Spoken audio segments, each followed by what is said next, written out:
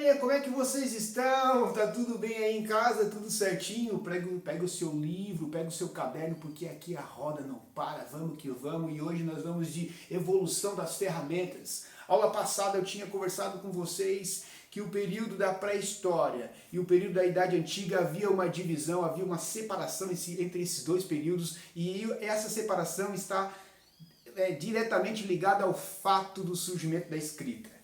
Então, tio, se pré-história é antes da história, quer dizer que dentro da pré-história não existe história para contar? Sim, existe muita história para contar, mas o tio não tinha relato escrito para contar, não tinha fatos, não tinha escrituras, não havia nada escrito, tio, só tinha pintura rupestre. Como é que a gente vai contar a história desses seres humanos que viveram dentro desse período? Nós vamos contar a história, e muita história para contar desse período através do que, amigão? Da evolução das ferramentas. As ferramentas que esses povos usavam denunciam os seus comportamentos sociais, denunciam o modo de vida, seus hábitos, denunciam como eles extraíam os recursos da terra. Então vamos contar um pouco dessa história aí dentro da pré-história. As ferramentas que se aperfeiçoaram ao longo do tempo denunciam, entregam que o período da pré-história está para dividir em 3 períodos. O primeiro período da pré-história é o período paleolítico. A palavra paleo significa antigo e a palavra lítico significa pedra, o período da pedra antiga. Ou seja, esse momento é um momento onde eles usavam ferramentas muito rudimentares, ferramentas lascadas, ferramentas feitas de pedra, osso e madeira. Eles também tinham o domínio do fogo, o fogo para espantar animais, o fogo para se aquecer numa caverna, o fogo que denunciava por um sinal de fumaça onde eles estavam naquele momento vivendo. Então presta atenção que o outro ponto-chave é o ponto que a extração, como eles, com essas ferramentas rudimentares, como é que eles extraíam os seus recursos da terra? Como? Através da caça, da pesca e da coleta. Então são esses 3 tipos de maneiras diferentes, distintas, de recolher, de arrecadar, de extrair os recursos que a terra oferecia, que o ambiente oferecia. Agora nós temos um comportamento social desses primeiros grupos de seres humanos muito bem diferenciados dos outros períodos que a gente vai estudar. Por quê? Porque eles são nômades, ou seja, eles não têm residência fixa. Eles dormem uma noite numa caverna, amanhã eles estão caminhando um monte, de repente chegam em outro local, dormem embaixo de uma gruta, dentro de uma gruta, de repente eles vão caminhando, moram debaixo de uma ponta de uma pedra, dormem dentro de um penhasco e assim vão tocando a vida de uma forma nômade, num processo itinerante. Agora, quando eu entro para o período neolítico, de 12 mil anos antes de Cristo a 6 mil anos antes de Cristo, essa palavra neo significa novo, e a palavra lítico significa pedra de novo. Então, o período da nova pedra, o período da pedra polida. Então, esse momento é o momento que os seres humanos, eles pegam uma determinada rocha, numa determinada rocha eles cavam um buraco numa rocha e enfiam as suas lanças, os seus machados, as suas ferramentas dentro com água e alguns pedregulhos e começam a fazer um movimento que gere atrito para aperfeiçoar a sua ferramenta. Porque uma ferramenta lisa, aperfeiçoada, o que ela faz? Ela penetra mais na sua caça, ela faz um corte mais preciso, ela dá um resultado melhor, ela dá uma produção maior. Opa, produção maior, tio, gera um excedente, uma produção maior daquilo que você está fazendo. Agora chega mais, vem comigo. Esse é um tipo de grupo dentro desse período neolítico, que é o segundo período da pré-história, com essa ferramenta polida, ainda com o domínio do fogo, com certeza, esse tipo de povo vai adquirir a técnica da agricultura. Como, tio, que eles vão adquirir a técnica da agricultura? Porque esse período, esse grupo que era nômade, estava num período paleolítico e de repente transiciona para um período neolítico agora, um período onde tem ferramentas mais aperfeiçoadas. Esse grupo começa a observar que a vida é cíclica, que a vida vai e volta. Eles começam a perceber as estações. eles começam a perceber que os animais têm uma vida cíclica, que o ser humano tem uma vida cíclica, que as coisas elas nascem, crescem, desenvolvem e morrem. Então aquele lugar, que aquele nômade do Paleolítico,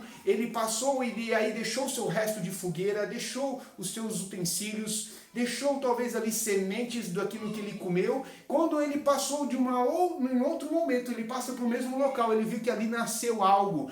Uma planta cresceu, uma planta se desenvolveu, eles começam a descobrir o poder da semente.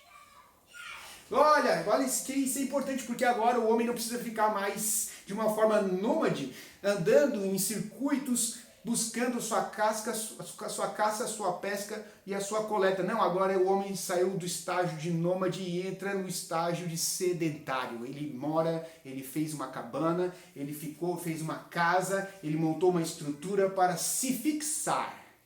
Isso é importante, porque agora ele não precisa mais sair correndo atrás, ele vai plantar. Então ele não vai mais ficar caçando de uma forma nômade, mas ele tem até seu tipo de caça, mas agora ele vai começar a criar animais domésticos. Opa! Ele vai ter o domínio da pecuária, ele vai domesticar animais para tração. Que tração, tio? Tração de carroças. Ele vai domesticar animais para abate, para o seu consumo. Ele vai dominar os animais agora para seu transporte individual, como montando um exército talvez ali. Então, preste atenção que o período paleolítico começa a surgir coisas novas, o domínio da agricultura, o domínio da pecuária e agora o ponto-chave, porque quando o homem descobre a técnica de montar uma cerâmica, os grupos ceramistas, quando eles começam a montar vasilhames de barro, aquilo que essa ferramenta evoluída, aperfeiçoada, começa a produzir com excedente, ou seja, em excesso, aquilo que é mais, produzir mais do que eu consumo, aquilo que sobra, eu posso agora armazenar, eu posso guardar nesses potes e ir lá futuramente posso sair e vender, no sentido de fazer uma troca, um comércio, um escambo. Uau, posso trocar por uma outra mercadoria, um outro produto, uma outra ferramenta, com outra tribo, posso fazer negociações, eu posso trocar por aquilo que eu ainda não tenho. Então eu tenho um excedente, e o excedente também traz crescimento populacional. Pega isso daí. E um crescimento populacional lá na frente vai exigir uma administração de uma forma que a gente já vai ver aqui no quadro, nessa outro lado aqui do quadro, em seguida. Presta atenção, vem comigo. Nós temos aí então agora esse momento chave do homem que está no período neolítico, percebe as estações, percebe os movimentos, os ciclos da Terra e se torna sedentário. E olha só, quando chega esse novo período que os historiadores catalogaram, a idade dos metais, que vai de 6.000 anos antes de Cristo até 4.000 anos antes de Cristo. Por que vai só até 4.000? Porque depois de 4.000, bem nesse momento, surge a escrita. E a escrita é aquilo que os professores, os historiadores decidiram que até aqui é pré-história e daqui em diante é a idade antiga. Então, dos 6.000 anos até 4.000 anos antes de Cristo, o período da idade dos metais, onde as fogueiras, onde eles montavam pedras em volta para que o fogo não se espalhasse dentro de uma caverna, dentro de uma casa, de repente essas pedras algumas pedras derretem. Uau! Como assim, tio? Elas derretem porque elas são pedras feitas de minério com composição de metais. Então, uma pedra de cobre se derrete e eles descobrem que esse cobre, exposto ao calor, ele pode se moldar o formato da ferramenta que eu quero, que é uma ferramenta de cobre muito mais resistente do que a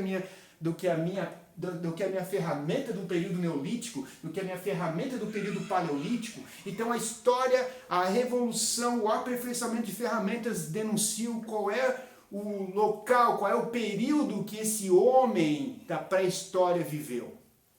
Venha comigo, porque na idade dos metais nós vamos ter o cobre, que é uma liga, mas também não é uma liga tão forte assim, porque depois eles descobriram um outro material que se derrete no fogo, que é o bronze. E depois, com uma mistura de outras ligas, conseguiram descobrir o ferro. E aí não tem para ninguém. Uma ferramenta de ferro, uma ferramenta de bronze, são ferramentas fortíssimas que determinam quem vai vencer uma batalha. Agora vem mais comigo quando você tem esse excedente, porque agora eu tenho ferramentas muito mais aperfeiçoadas, eu tenho um resultado muito maior dentro da agricultura, da pecuária, dentro de uma guerra, eu tenho um resultado muito maior, então eu tenho um excedente maior, eu tenho um armazenamento maior, eu tenho um comércio maior, eu tenho um crescimento populacional maior. Uau, não é mais uma tribo, um grupo, eu tenho uma civilização agora nas margens de um rio, e essas civilizações vão ganhar o nome de civilizações hidráulicas, porque hidro é água, então civilizações que se acamparam, que se alojaram, que se tornaram sedentárias nas margens dos rios, e nós temos vários rios aí, nós temos o Rio Tigre, Rio Eufrates, o Rio Nilo, Rio Amazonas, vários rios aí que vão estar, vários rios que vão ter muitas civilizações antigas acampando, se tornando sedentárias em volta desses rios, formando as grandes civilizações que nós vamos estudar. Ainda aí mais de 12, 13 civilizações vamos estudar esse ano. Agora vem comigo, preste atenção, esse foi o período da Idade dos Metais, fecha-se a pré-história. Agora só um pouquinho aqui comigo, já estamos finalizando, preste atenção. Esse convívio social, essa multidão, esse povo que habita agora de uma forma sedentária, que tem a utilização do fogo, que tem a utilização de ferramentas aperfeiçoadíssimas, eles começam a viver agora de uma forma social. O que isso exige? Isso exige uma produção excedente, isso exige um governo, alguém tem que governar esse negócio, alguém tem que administrar esses recursos, porque senão nós podemos ser invadidos, senão nós podemos perder o nosso território. Por que perder o território? Porque a nossa geografia, o local onde nós vivemos, ela denuncia qual é o tipo de extração, qual é o tipo de recursos que nós vamos extrair da terra. Então toda a geografia denuncia o tipo de economia, e toda a economia, toda a extração que é retirada da terra, todo o recurso que é retirado da terra, ele exige uma administração política sobre esses recursos para que aconteça a distribuição disso de uma forma que essa sociedade possa viver de uma forma saudável. Então preciso de alguém para administrar politicamente esses recursos. Então a geografia denuncia a economia, e a economia gera uma política. E essa política, essa forma de administrar de uma forma saudável, que eu possa sustentar o meu povo que se reproduziu nas margens de um rio e se tornamos uma civilização hidráulica, essa sociedade ela tem um ritmo talvez diferente da outra sociedade que está acampada à beira de outro rio. Ela tem uma forma, ela tem uma identidade diferente. Então toda a geografia dita uma economia, e ela gera um tipo de política administrativa dos recursos, onde vai se tornar uma sociedade com ritmo e uma identidade diferenciada, uma língua diferenciada, uma cultura diferenciada. E toda cultura geralmente possui uma religião. Agora, terminando a nossa aula, já estamos aqui com 13 minutinhos, só espera mais um minutinho, não desliga, vem comigo, deixa depois aquele like, não esquece aí. Agora olha só, esse governo precisa de uma moeda, esse governo precisa produzir, precisa extrair recursos, eles precisam, esse monte de gente precisa de regra, precisa de lei, precisa que alguém escreva alguma lei para organizar essa galera, senão a galera fazer tudo que bate na cabeça vai dar ruim. Então o que acontece? Eu preciso de leis, preciso de regras, sejam regras e leis escritas, sejam de uma forma oral, seja de uma forma escrita, não sei, só sei que precisa de regra, porque senão no mundo, na sociedade, sem regras, sem organização, sem lei, a coisa vira de ponta cabeça. Então nós temos que ter água potável, temos que ter sistemas de irrigação, canalização para plantio, precisamos de muralhas para preservar essa terra fértil que a gente conquistou aqui na beira do rio. Então nós precisamos de saneamento básico, saúde. A palavra saneamento vem de sanear, da palavra vem do latim sanear, então tem a origem na saúde. Cara, preciso de saneamento básico, preciso de um exército para organizar isso aqui, senão os caras nós vamos ser engolidos pelos inimigos. Eles querem a nossa terra, eles querem a nossa água, eles querem a nossa comida, eles querem nossos animais. Cara, vai começar o quebra-pau das civilizações antigas, Roma, Grécia, Pérsia, Hebreus, uau, fenícios, vai dar o quebra-pau. História antiga, é quebra-pau, briga por terreno, briga por água, briga por comida, briga por terra fértil. E aí, finalizando a nossa aula, isso tudo, cara, tem que pensar no excedente. Agora que nós temos que sustentar, não é uma tribo, vamos sustentar uma nação. A palavra nação não dá para usar nesse contexto, mas só para você pegar. E tudo isso por causa da evolução das ferramentas. Eu quero encerrar minha aula aqui, aquele forte abraço, um beijão, até a próxima, galera.